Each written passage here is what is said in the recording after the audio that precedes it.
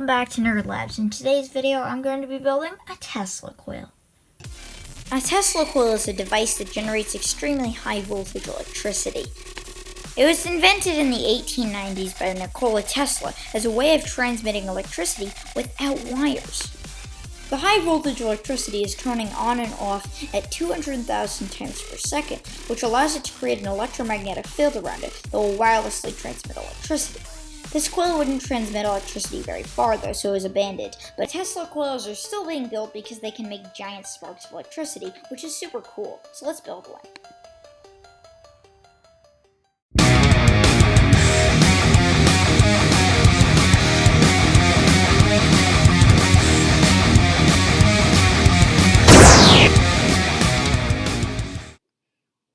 This is the circuit diagram of a Tesla coil.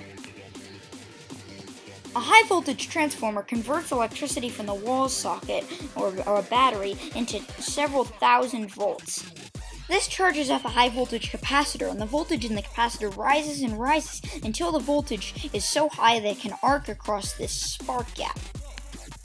This electric arc conducts electricity and dumps all the energy from the capacitor into this primary coil, which has several wraps of wire. This produces a pulsating magnetic field which induces electricity in the secondary coil, which has several thousand wraps of wire, and causes the voltage to increase to millions of volts. One end of the secondary coil is connected to ground, and the other end is connected to a large metallic topload. The topload and ground form a capacitor that stores up even more energy. The coil and capacitor in the primary circuit form an LC resonance circuit, which oscillates at a certain frequency, usually around 275 kHz, or 275,000 times per second. By changing the number of turns on the primary coil, you can change the resonant frequency of the primary LC resonance circuit. And this is tuned to the natural resonant frequency of the LC resonance circuit between the secondary coil and the topload. Eventually, the voltage stored in the topload capacitor is so great it breaks out and ionizes the air into real lightning bolts.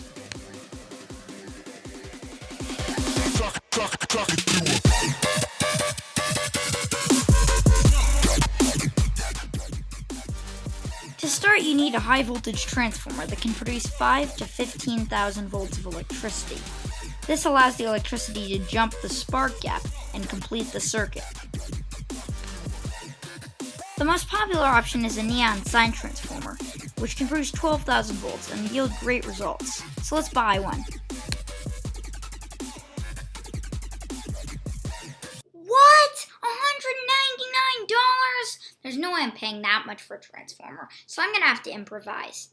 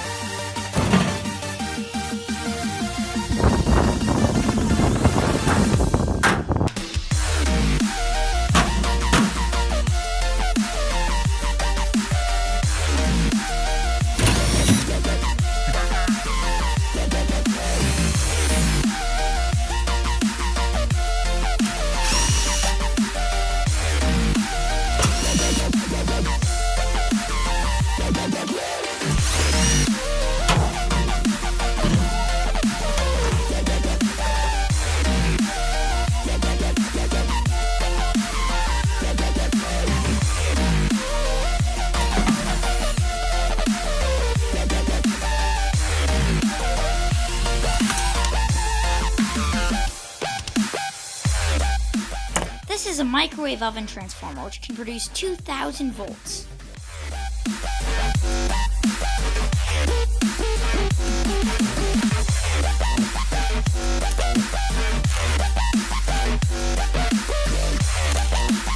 Even though the arcs are huge, the wires have to practically touch for an arc to start. This will cause problems with the Tesla coil's spark gap.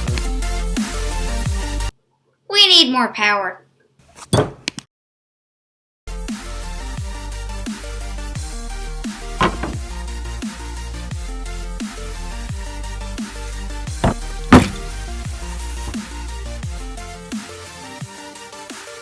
These two transformers are connected with the primary coils in parallel and the secondary coils in series to give double the voltage out, which in this case is 4,000 volts.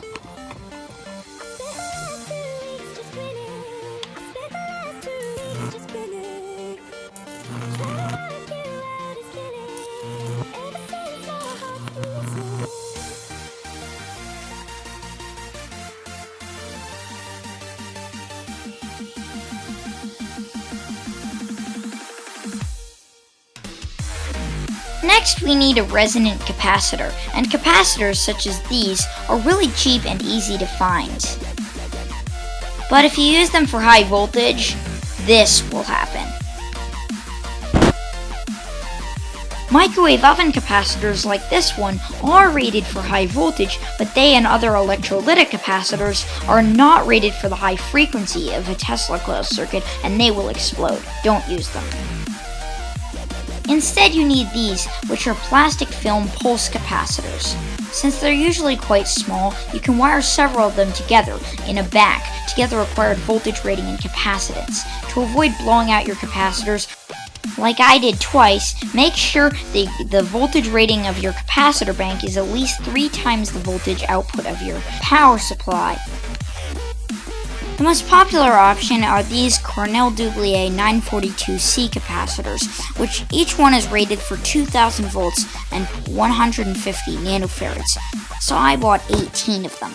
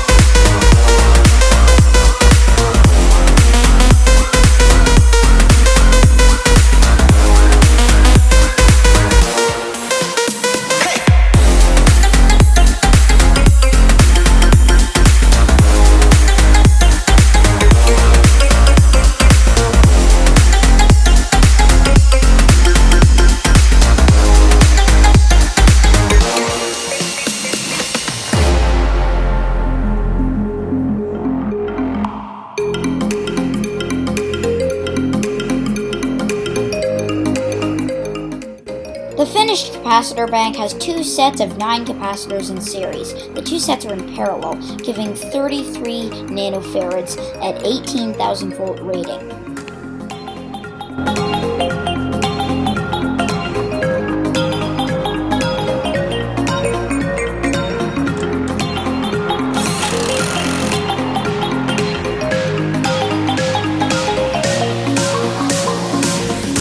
A Tesla coil spark gap is theoretically pretty simple, and it's just 2 pieces of metal held close enough together that the power supply can arc across them. But there are a few issues with this. The problem is that the sparks from the power supply are hot. So hot, in fact, that they ionize the air into a superconductive plasma that causes the spark gap to fire continuously instead of pulsating, which kills the output of the coil. To fix this, there are 2 options: blow air through the spark gap to blow away any ionized gas and keep it pulsating, or make a rotary spark gap with a rotating electrode that connects and disconnects the spark gap. For my rotary spark gap, I started with this $30 angle grinder from my local hardware store. It can spin at 15,000 RPM. First, I need to remove the metal safety guard from the angle grinder because I don't want it shorting anything out. I don't actually need it for safety because I'm not grinding stuff with a hard brittle disc, so there's not really any chance of the thing exploding. The disc that holds the spinning electrodes will be made from this plexiglass. My electric drill is connected to this huge hole saw, which is used to cut a 4-inch disc out of the plexiglass. The plexiglass disc is finished. A smaller hole saw is used to widen the hole so it'll fit on the shaft of the angle grinder. It spins pretty well on the angle grinder. 4 holes are drilled in the plexiglass disc to mount the spinning electrodes. These pieces are cut from thin threaded steel rod.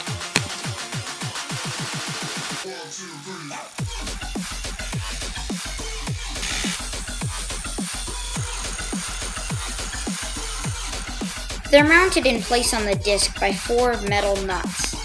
I assembled this wooden stand, which the angle grinder is mounted in place on.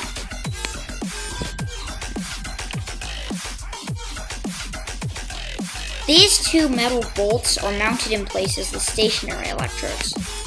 When one of the moving electrodes comes in between them, it allows the electricity to arc across the 2 spark gaps. Kinda like this. Yep, it works. The secondary coil needs to be wound from 30 gauge magnet wire, which is extremely thin.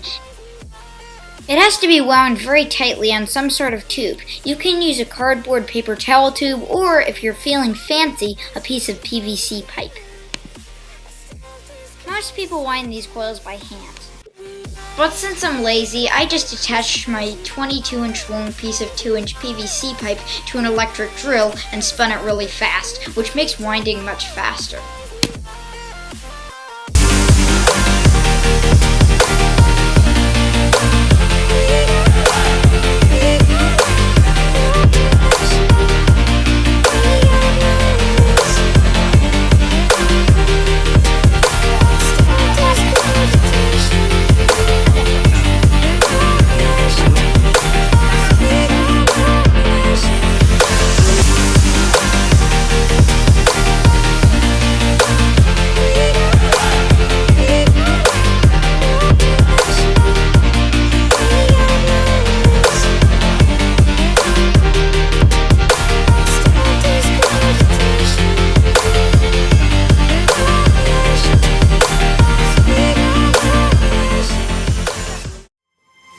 Secondary coil has 1,200 turns of wire. It's mounted upright on the top of the coffee table that I'm using as a base.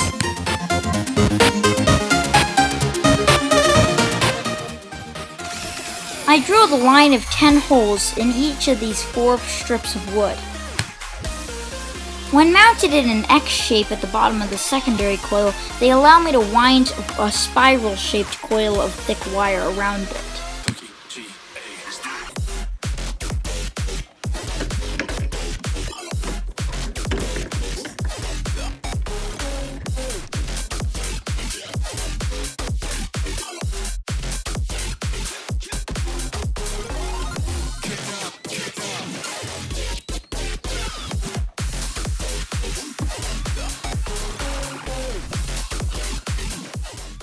The finished primary coil has 8 turns. This wire taps the primary coil at turn 7. This is the number of turns that got my primary circuit to oscillate at the same frequency as the secondary circuit. This will be different for each coil you build, and the best way to find it is by trial and error. I kept having problems with the bottom of the secondary coil arcing over to the primary coil, so I cut this 4-inch PVC protector to stop the arcing.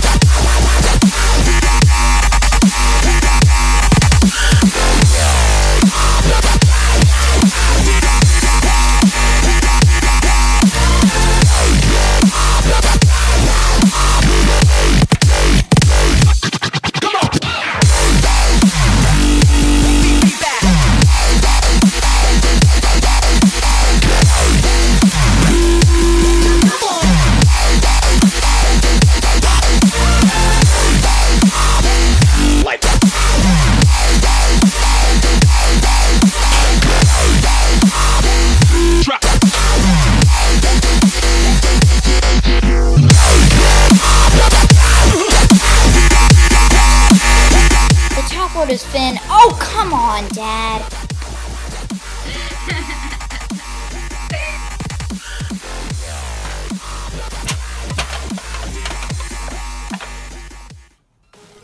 The Tesla coil is mounted on this coffee table and all the components are soldered together following this schematic.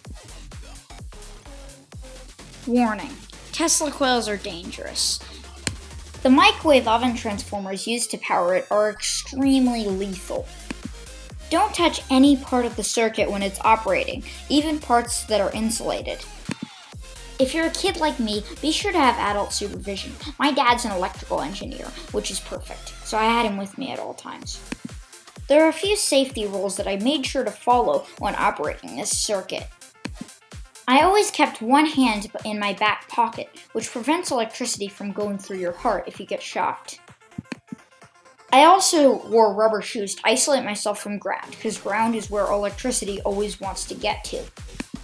The most obvious rule is to stay far away from the thing when it's running.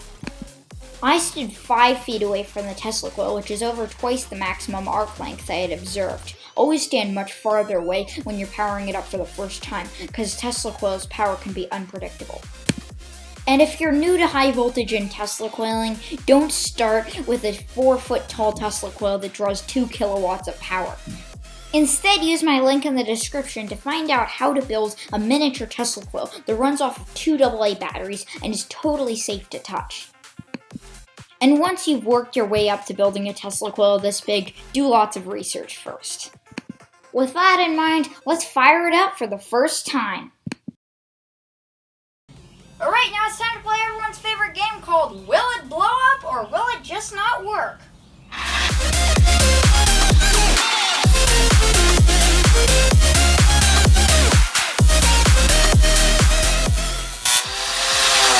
Heck yeah!